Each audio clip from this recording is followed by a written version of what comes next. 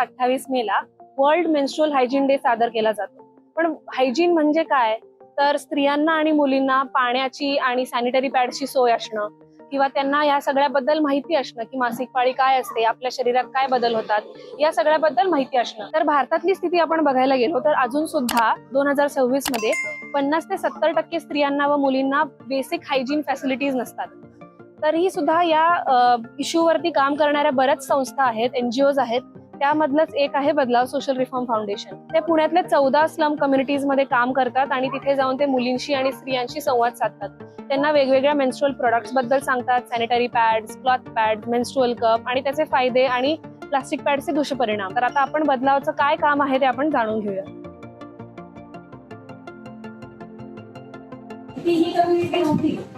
या खाली 2 मिनिटं.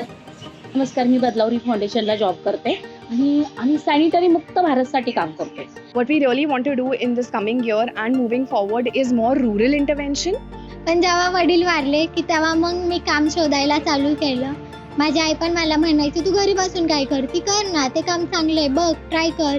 But as soon as we are just 20 kilometers outside Pune, there's a huge gap that needs to be addressed. ह्याच्यामध्ये आम्हाला जेव्हा training दिलं जातं, PCOD किंवा मासिक पाळीमध्ये जे काही नवीन प्रोडक्ट आले ते कसे वापरायचे आणि समोरच्याला ते कसं सांगायचं, कसं पटवून द्यायचं की हे सॅनिटरी पॅडपेक्षा हे प्रोडक्ट खूप व्यवस्थित आहेत आणि पर्यावरणपूरक आहेत. ह्याच्यापासून तुमचा खर्च पण वाच आणि तुम्हाला कोणतं इन्फेक्शन, इचिंग पण होत नाही.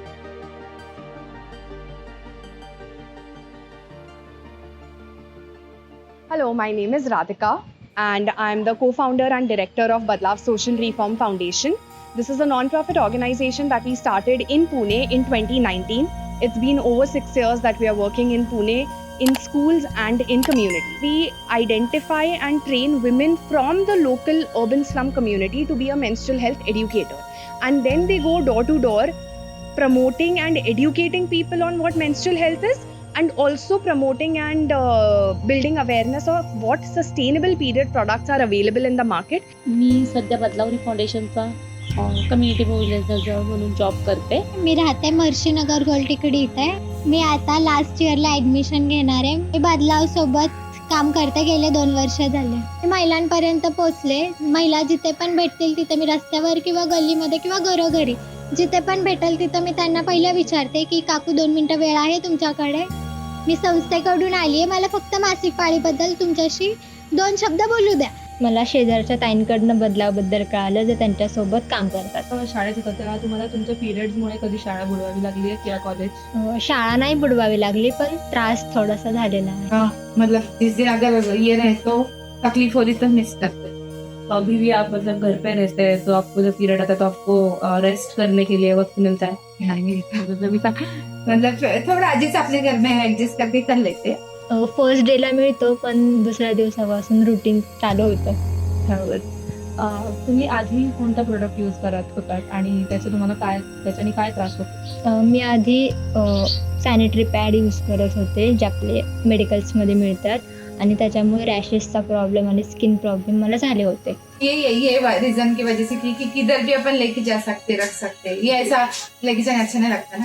ये कैसे नैपकिन टाइप है तो घड़ी करके रख सकते और किधर भी वॉश करके वापस यूज में आता. मी प्रोडक्ट कुठलं यूज करत नाही कारण माझा हॉर्मोनल प्रॉब्लेम होता. मला बदलावला जेव्हा मी जॉब केला तेव्हा मला कळालं की माझा हॉर्मोनल प्रॉब्लेम लवकर आला, मला त्याच्यावर ट्रीटमेंट करायला मिळालं नाही, त्यामुळे माझी मासिक पाळी थोडीशी लवकरच गेली. मी आता बदलावच्या सेशन नंतर मी कॉटन पॅड यूज करायला सुरुवात केलेली आहे आणि त्याच्यामुळे माझे स्किन प्रॉब्लेम्स सॉल्व्ह झालेले आहेत. मला जास्त रॅशेस वगैरे होत नाही आणि ते रियुजेबल असल्यामुळे जे सॅनिटरी पॅडवर जो माझा खर्च होत होता तो थोडाफार कमी झालेला आहे.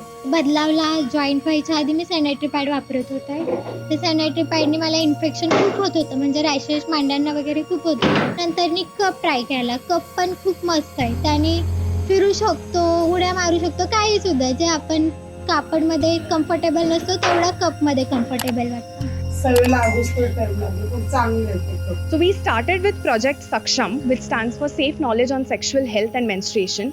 We run a 12-session curriculum series in schools mostly in the PMC schools, where we are touching upon the topics of puberty, menstrual health, healthy relationships, consent, impact of media, etc., with both boys and girls of grades 5th to 10th.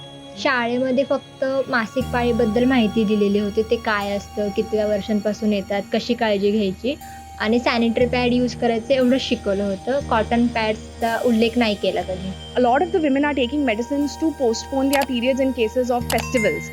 So, and just general family planning, contraceptive counseling, etc. So to bridge this gap, we started Project Swasthya Sakhi. We have a mobile medical unit which provides doorstep service and ensures that women are getting educated and getting the health service in this space as well. Cotton pads तुम्ही जर काळजीपूर्वक वापरले तर ते तुमच्यासाठीच चांगले आहेत.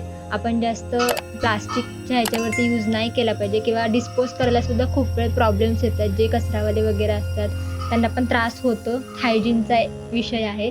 नवीन haemoglobin चेकिंगचा camp सुरू केलाय. त्यांना मला सांगायचं होतं की ताई आपण सुरू केलंय. तर त्या ताईंच्याकडे त्यांची भाची आली होती.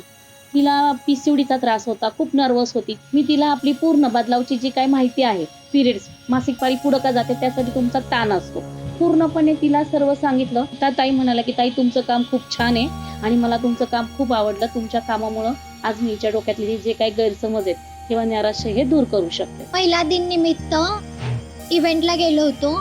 तिथं खूप म्हणजे खूप भारी होतं. ते स्वतःहून बोलत पण होते आणि मी पण बोलत होते त्यांना.